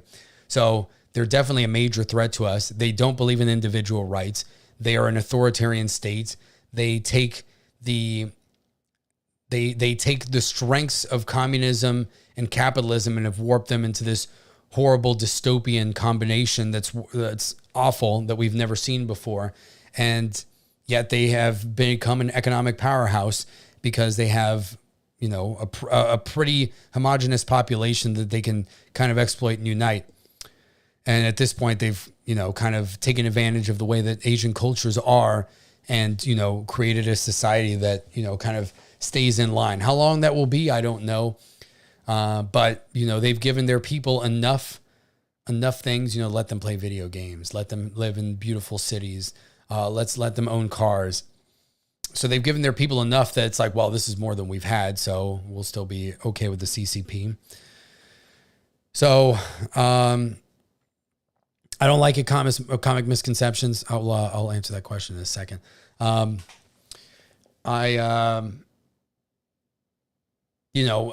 think they are a major threat, and it's something that we're going to have to deal with going forward. And Putin essentially said, Tucker asked him something along the lines of, I'm going to paraphrase here and kind of inject my own way. This question was asked, like, do you feel like you're just trading the U.S. for China, essentially? So you have one country for another that's basically going to control the world. Like, how is that going to work out for you? Putin said that, they basically chat with China for hundreds of years. They've shared a 1,000-mile border. And they kind of know how to deal with them. And he's got a good relationship with Xi Jinping. And he ultimately feels that China is powerful, but they haven't actually used their military yet to get what they want. So they use other tactics, obviously, that aren't necessarily good. But he's kind of like, I can deal with them because they don't use their military to get what they want. And that's what the U.S. does. And I don't really know that we have a counter argument to that, because it's basically true. So it's a shame that that's a point that you almost need to concede. Now again, like I said at the beginning of the show, I do think that China will eventually, when they're in a position where there isn't a U.S. to be able to push back, I think that they will use their military power in similar ways. But at the same time, they're kind of looking at the lessons that Russia and the U.S. have made throughout history, and they're trying not to make those mistakes. They're being a lot smarter and more pragmatic and logical about things. So I think that's what we're seeing here. So again, great interview. You should definitely watch it. Pay attention to everything that's going on. Don't let people tell you that just because you agree with some of the points that you're anti-American or anything like that. If anything, by talking about these things, by acknowledging that our politicians do bad stuff, that the intelligence agencies do bad stuff, it allows us to make better decisions. And again, it goes back to building the community, taking back our power, and having faith above all. You have to have faith, because it's the only way that we're going to make it through this. Faith in our moral code in order to take back this country and to make it the way that it should be. That's what we have to do. We got to take it back. We've got to elect the right people. We have to get involved ourselves in politics. And ultimately, don't ask me to run. I know a lot of people, this always happens to me when I do this. Everybody's like, you need to run for office. I'm not going to do it. Maybe someday if I get the call and, I have a dream and God is like, you got to do this. And then I'll, be inspired, like some sort of divine intervention. Maybe that'll be the case. But as far as me making that decision myself, I'm definitely not going to do that right now. So that's what I had to say about Tucker's interview. So let's see. I'm going to look through the transcript real quick and see if there's anything else. If not, I am going to discuss some pop culture stuff. So let's see. Why is this all like, this looks totally weird.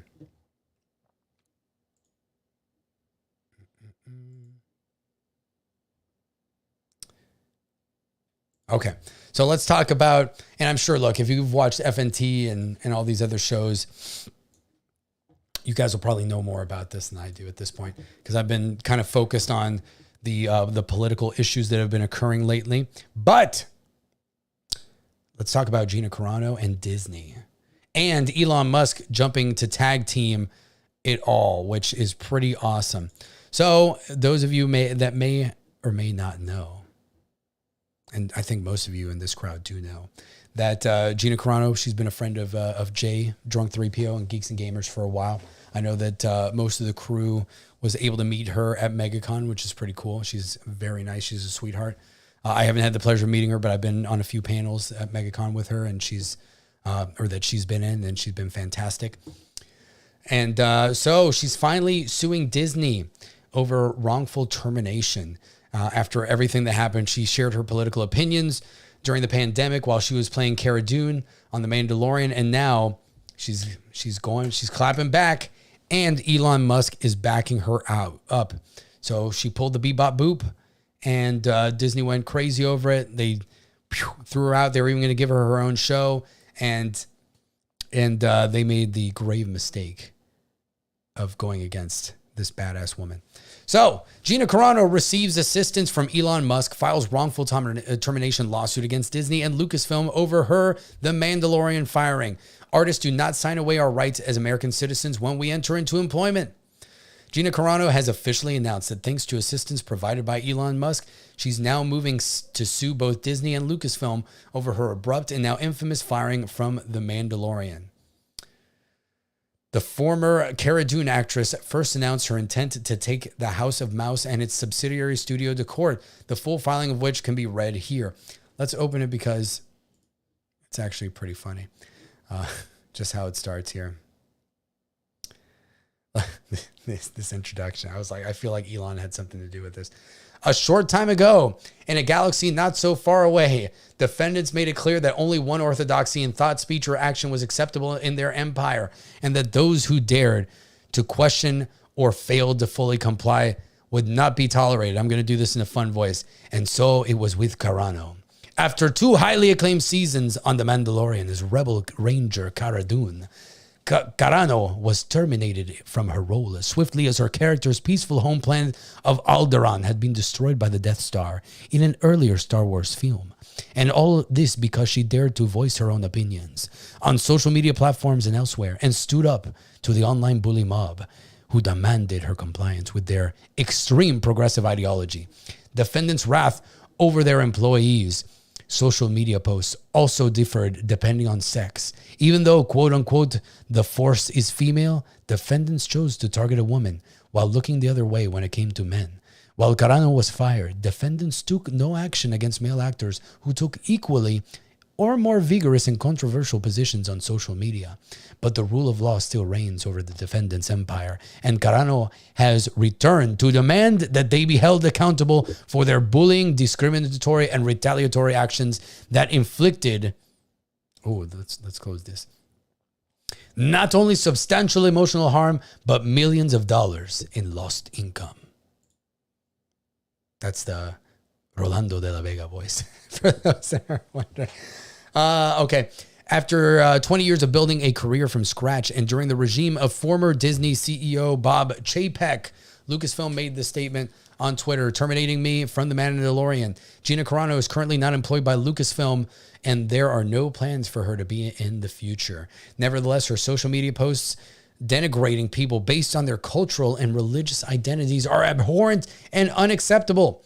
Recap the actress of the chain of events which led to her being completely excised from the Star Wars franchise.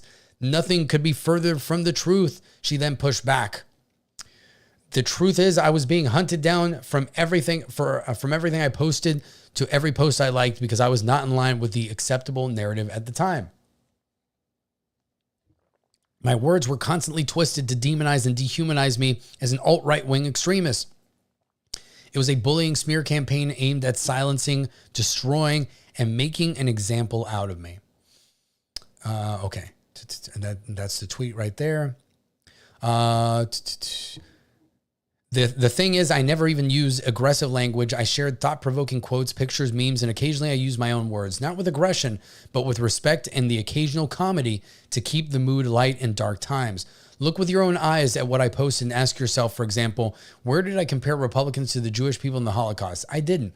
Ask yourself why they were calling me a racist. Was there a merit behind that or history of it whatsoever? No. Look at why I was called a transphobe. For making droid noises from Star Wars, Beep Bop Boop was obviously directed to the online bullies and did not in any way denigrate transgender people. Were my questions about masks, lockdowns, and forced vaccines okay to ask and push the subject into light? Should we have been allowed to publicly discuss those topics at that time without being harassed or censored? Absolutely. Hollywood says they support female representation and equal rights. Why then were my male co-stars permitted to speak without harassment and re-education courses or termination, but I was not afforded the same right to exercise my freedom? Artists do not sign away our rights as American citizens when we enter employment. I have spoken to all my co-stars since I was fired, and there's nothing but care and kind words between us. I respect their right to free speech and do not have to think the same on every issue to be their friends and work with them. And I know they feel the same way towards me. A couple of months ago, Elon Musk tweeted that if you'd been fired from using the platform for exercising your right to free speech, he would like to offer these people legal representation. Quite the noble offer, but never in my wildest dreams would I have thought anyone would take on my case against Lucasfilm and Disney. Still, I did respond back. I think I qualify, and thousands of people agreed, but I did not expect anything. To my surprise, a few months ago, I received an email from a lawyer who'd been hired by X to look into my story and many others. Turns out, after sending them as much information as I could gather these past few months, now my now lawyers and X believe wholeheartedly in my case and are moving forward. I'd like to express my deepest gratitude and thank you to Elon Musk and X for giving me an opportunity to bring my case to light. As for me, I'd like to pick up where I left off and continue my journey of creating and participating in storytelling, which is my utmost passion and everything I worked so hard for. It has been difficult to move forward with the lies and labels stuck on me, backed and encouraged by the most powerful entertainment company in the world. I'm grateful someone has come to my defense in such a powerful way and look forward to clearing my name. Thank you to all those who have supported me and made your voices heard. I pray God blesses each and every one of you. With love, Gina Carano. There you go. There you go. She's a beast. She's a beast. What can I say? She's pretty awesome. And I hope that she and Elon do a great job here, and that they're able to get Disney back for this, because let's be honest, this is what happens. They try to kowtow us. You can't even say anything. You can't make any historical allusions or comparisons, and if it's against the wrong people. So good luck to her. I hope that it works out. I think that her character was fantastic. JJ52 says China is asshole. That's awesome. I think you asked earlier if I was going to play video games after this. I am not. Not tonight. Maybe tomorrow I'll do a gaming stream at some point. Since I'm not doing the show, but we'll see. I'll let you guys know. I know this week, except for yesterday, which again was the most watched stream ever on the history of this channel, going back 4 years. I guess I need to do some Fortnite, and that last match was pretty crazy. So let's see. Okay. Yeah, this is just going through everything. Throwing her former employer's love for identity politics back in their own faces. Carano continued. Hollywood says they support. Yep. When they wrote my mail, blah, blah, blah. Artist not signed. Okay. So it's just going through the tweet and everything there. And then the introduction to the lawsuit. So yeah, I hope it goes well. I think it will. And I think that Disney's going to pay the price for this, and it should be pretty good. What do you guys think in the chat? I think that, you couldn't find a nicer person, especially being an MMA star and an all around badass. She's very soft spoken. She's very sweet. You can see the affection that she has for her fans and for her friends.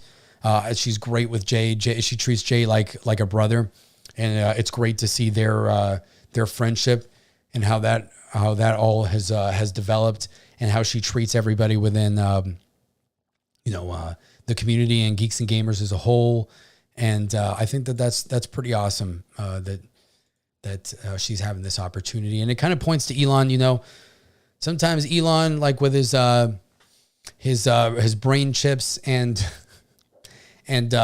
climate change policy, you're always like, man, I don't know if I agree with you on that one, Elon. But when it comes to freedom of speech and kind of how X has become as a platform, even though People still get banned on X for really stupid reasons. He's still got a lot of work to do there to do that. I think that you know, he's doing some good stuff. Hopefully he doesn't become an evil super villain at some point and you know, kind of turn on all of us or develop the artificial intelligence and you know, kind of creates the downfall of our world. All right, so now let's move on to guns. Of course, that's what we're going to talk about. We're going to talk about firearms. Speaking of which, man, I got to bring this up because, you know, sometimes you got to talk about your own stuff. And let's open X over here. So you guys know I've been a big fan of or maybe you don't. I'm a huge fan of putting red dot optics on carry weapons. I think it's awesome. I think if you do it right, your gun has backup iron sights and all this stuff. It's the best thing you can do, especially as you get older, your vision starts going. If you're at night, which let's be honest, a lot of times when you're going to use your firearm in a defensive situation, it's going to be at night. So you're going to want to have a way to be able to shoot in the dark. So having a light, having a laser, having backup iron sights, having an optic, those are all awesome things. So I wholeheartedly think that you all should do it. Here is my my latest and favorite. I would say it's my favorite firearm right now. It's crazy. I think it may have surpassed the 1911, but man, I absolutely love this. So this is my Shadow Systems XR920. It's basically like a Glock 19X. So you've got the Glock 19 slide. It's like, what is it? 4.5 inch barrel, something like that. And a Glock 17 length grip. So you get the full size magazines and all that stuff. Some people might like the shorter grip, the opposite configuration. That might be better in some ways, but I like it. It's a good size. It's not too huge, but man, it's cool. And I have a Streamlight TLR 8A on this one. So that is a 500 lumen light, weapon mounted light with a red laser. And then that's a Holosun 507C with with the donut of death. It's kind of like the EOTech reticle. So you've got an outside donut that's about 30 MOA, I want to say, and then a 2 MOA dot in the middle. So pretty freaking sweet. I really love this setup. I can't wait to go to the range to zero it out. I just put everything on there. It's become like a Gucci gun now. And I love it. And I see Greg the Goblin over there saying, I only like iron sights. You can see your iron sights perfectly through this setup. So you know what? Best of both worlds, man. Best of both worlds. So I think it's awesome. So if you've got the tall sights, especially like suppressor height sights, you're not going to have any problem because you can go full iron sights here. You can also practice if the dot runs out, you still got a window there. So if you've got something like like my SIG P365 XL, for example, once you remove the base plate, the iron sights are gone. But the Holosun 507K that I have on that pistol has kind of it's got like iron sights, the rear ears of an iron sight on it. So you can still aim, you can use the front sight post and those the notch in the back of that red dot to basically have iron sights as well.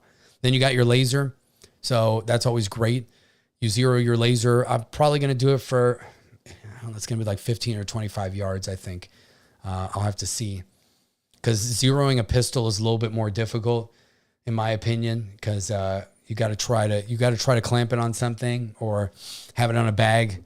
If you want to be really accurate, it's not as easy as a rifle that you've got a bipod or something like that, or a lead sled, as they call it, that you can kind of mount it on and fix it in place so it doesn't move at all after each shot. So you got to do that with this pistol, and the P365 is ready to go. At least that's a green dot. I think green dots are better.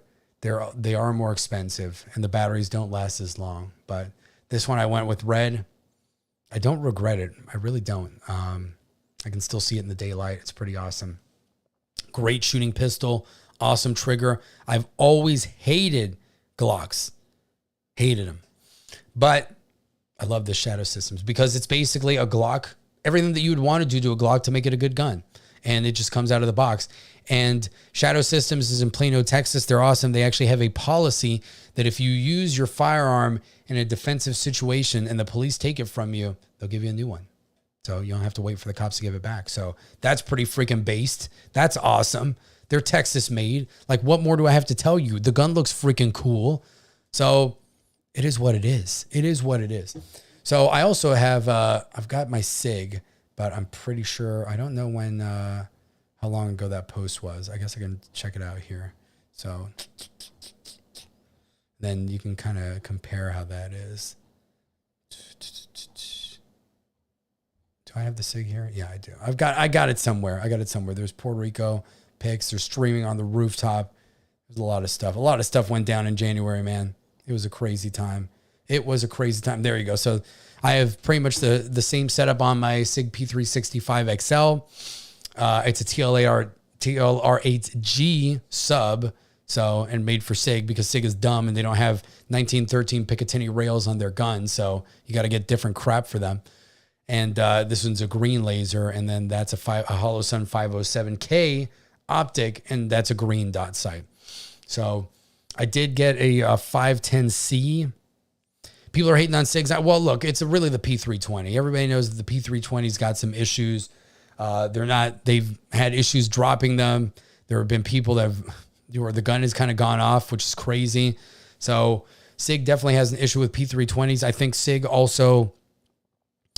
had to have, they had to have rigged the military contract for the new assault rifle that's gonna replace the M4 and M16. What's it gonna be? Is it gonna be the M5? I guess that's what they're gonna call it. But it shoots the SIG Spear, so it's going to use a new round, 277 Fury. I think they should have just gone with 6.8 Grendel and you kept using the AR platform.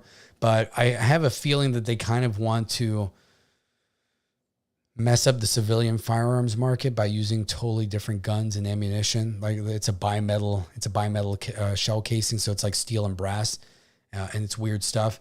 I understand the military wants to.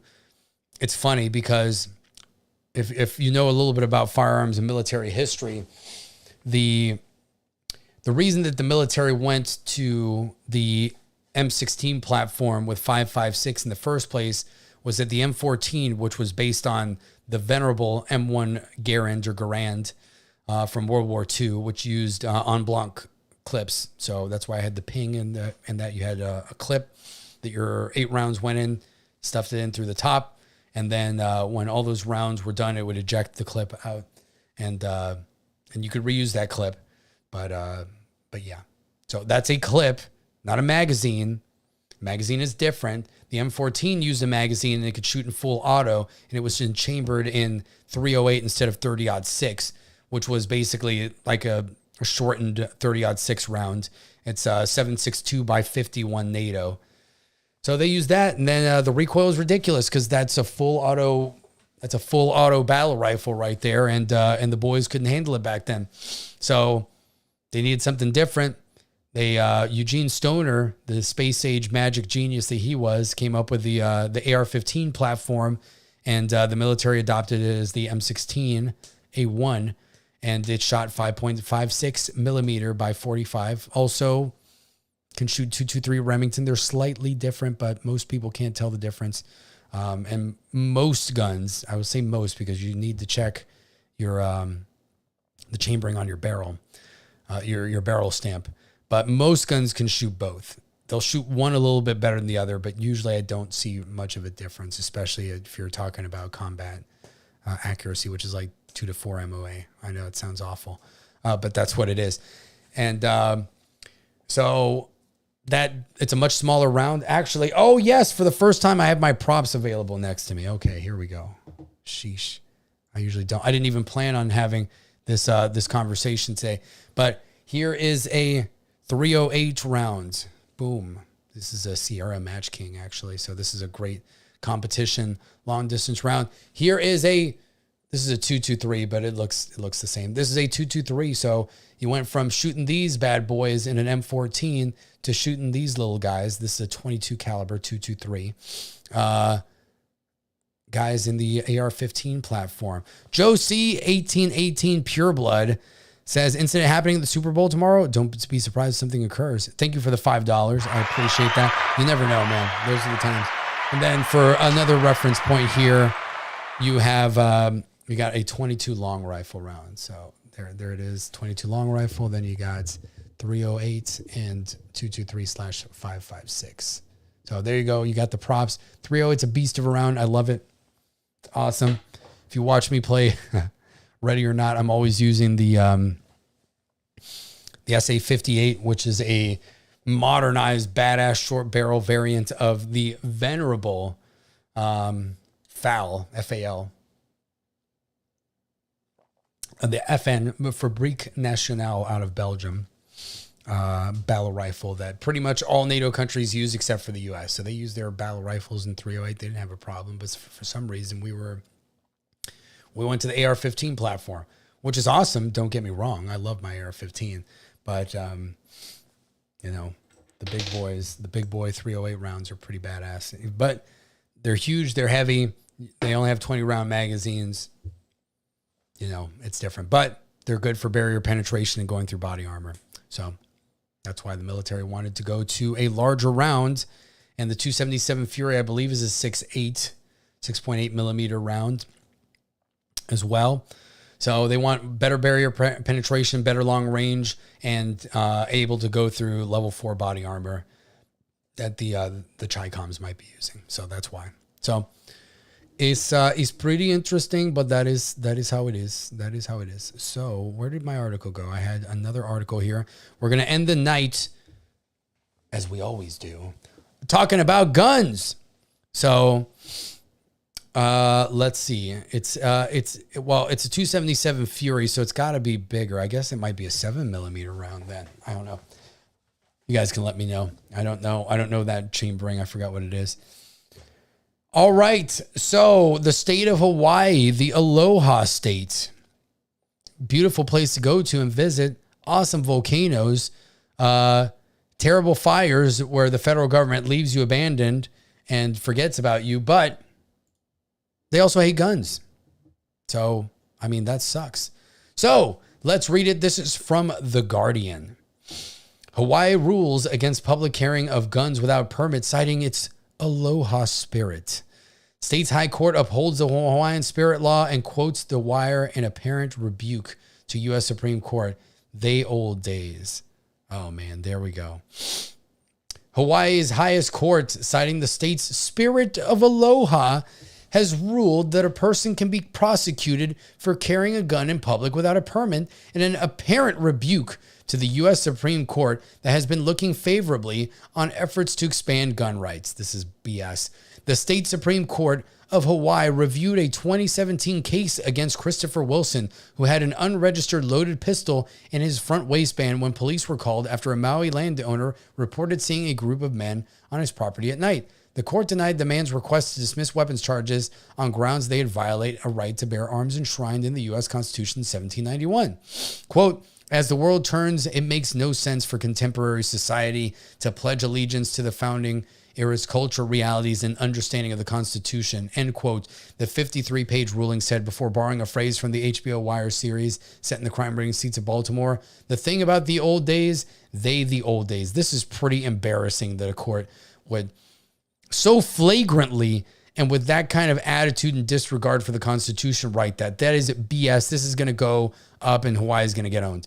The court added in its decision for emphasis that contemporary culture shouldn't be shaped entirely by the founding fathers of the U.S. The spirit of aloha clashes with a federally mandated lifestyle that lets citizens walk around with deadly weapons during day-to-day activities. I mean, yeah, that's what we're allowed to do. That's our right to do. It's not even that we're allowed. Like, that's the way it is. The spirit of aloha clashes with a federally... Okay, the history of the Hawaiian island does not include a society where armed people move about the community to possibly combat the deadly aims of others. Maybe if it did, Hawaii would be an independent country and not part of the U.S. I'm just saying. I mean, it's possible. Under 1986's Hawaiian Spirit Law, the state mandates that state officials and judges treat the public with quote-unquote aloha spirit. Yeah, and ohana means family. Described as the coordination of the heart and mind to foster connectivity and peace that calls for contemplation and presence of 5 life force traits: akahai, kindness expressed with tenderness; lokahai, unity expressed with harmony; olu, agreeableness expressed with pleasantness; ha, humility expressed with modesty; and ahoni, patience expressed with perseverance. The Wilson case has been winding its way through the court system, and the plaintiff claiming, that he had legally purchased a weapon in Florida in 2013, but Wilson had not registered the gun in Hawaii, which has some of the nation's strictest gun laws, and had not obtained or applied for a permit. You shouldn't have to do that. It's crazy. So they'll probably gig him no matter what on not having a permit in Hawaii. But as far as being able to carry a gun, I mean, you should be able to. This is BS in my opinion. The case made its way to the state Supreme Court after the U.S. Supreme Court further relaxed restrictions on gun ownership via the New York State Rifle and Pistol Association versus Bruin case. We always refer to that as the Bruin case. In 2022, the ruling in State of Hawaii versus Christopher Wilson does not throw out the concept of the right to keep and bear firearms, but rather establishes that states may retain the authority to require people to obtain a permit for their firearm before they may carry in public. This is true. This is true, Night Train. The ruling in State of Hawaii, after the ruling, Hawaii Attorney General Ann Lopez said it was a landmark decision that affirms the constitutionality of crucial gun safety legislation and that common sense tools like licensing and registration have an important role in addressing that problem. But Ben Lowenthal, an attorney for Wilson, said they may now seek a review from the federal appellate's court. Alan Beck, an attorney not involved in the Wilson case, told the Associated Press that the ruling reflects a culture in Hawaii that's very resistant to change. The use of pop culture references to attempt to rebuke the Supreme Court's detailed historical analysis is evidence that this is not a well-reasoned opinion. I agree. But Edens noted that Hawaii's gun regulations date back to the 1800s when Hawaii was a kingdom, and King Kamehameha III had promulgated a law prohibiting any person or persons on shore from possessing a weapon, including a knife, sword, cane, or any other dangerous weapon. We believe it is a misplaced view to think that today's public safety laws looked like laws passed long ago. Smoothbore, muzzle-loaded, and powder and ramrod muskets were not exactly useful to colonial-era mass murderers, and life is a bit different now in a nation with a lot more people stretching to the islands of the Pacific. Blah, blah, blah, blah, blah. I disagree. You guys already know this. All gun laws are infringements. I don't believe that you should never have to register a firearm to any government association. You should never have to get a license to carry a firearm. You know, I don't believe any of this stuff. There should be no database of firearms that are owned or anything of the like. And technically there isn't supposed to be, at least not on the federal level. I think that states should not be allowed to pass their own gun control laws and everything like that, because ultimately the Constitution is the law on the land. The right of the people to keep and bear arms shall not be infringed. That is it. Point blank. There is no extra. There is nothing else to discuss about this. It is in the Constitution. That is it. It applies to all the states, period. That's it. They can't do anything about that. So only the federal government should be able to do anything. And the federal government's laws should be the Second Amendment as it is. So that's pretty much where I stand on this, and that's where I'm always going to stand on this in every issue about the second, because every second matters. Every Second Matters is a great show run by our good friend G Webb's gun website. You can check it out on his channel every second of every month, and they talk and celebrate the Second Amendment. And he makes really awesome patches, and his dogs are adorable. So, what do you guys think? I'm sure many of you agree with me on this issue. It's a shame that people are still getting arrested for carrying firearms, which is their constitutional and God-given right. And using historical precedent is BS, because guess what? The founders didn't have nuclear weapons. Should we regulate nuclear weapons that the federal government owns? They allowed privateers to have frigates, so warships with dozens of cannons on them. They allowed people to own cannons too, because it was important in order to battle against the British Crown, and they knew that it was a check against a tyrannical government. So it may make people feel uncomfortable, but that is the way that it is. You know, we're allowed to own We're allowed to own firearms and many different weapons. I don't think weapons of mass destruction fall under that. I'll be perfectly honest with you. They're indiscriminate. So shouldn't own gas, biological and chemical, nuclear weapons. I don't think so. The government probably shouldn't have those either, but other countries do. So we're kind of screwed when it comes to that. So we've got them, or the government has them, and that's just kind of the way it is. They're not going to give those up. So, you know, it is what it is. And they require a lot of really special expertise to make and a lot of specialized equipment. So is the civilian going to be able to build a nuclear weapon anytime soon? No, you can maybe make a breeder reactor, but that is about it. So yes, and there you go. Private companies do manufacture military weapons. And so there is a time where that custody is within the hands of a civilian corporation. So that is something to think about. But that's all I've got for you. Made it to the end of the show.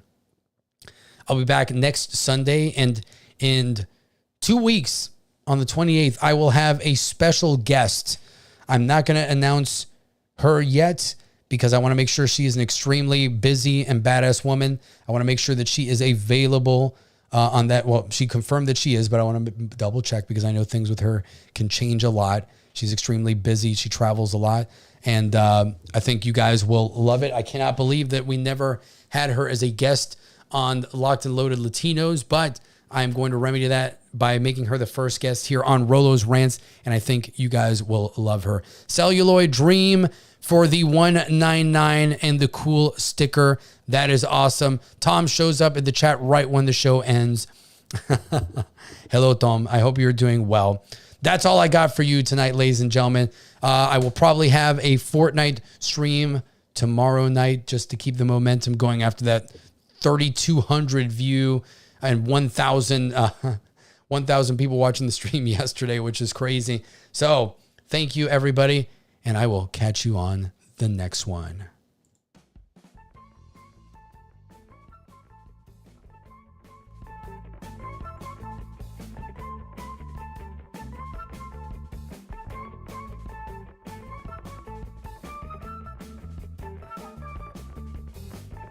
This is the part where I dance.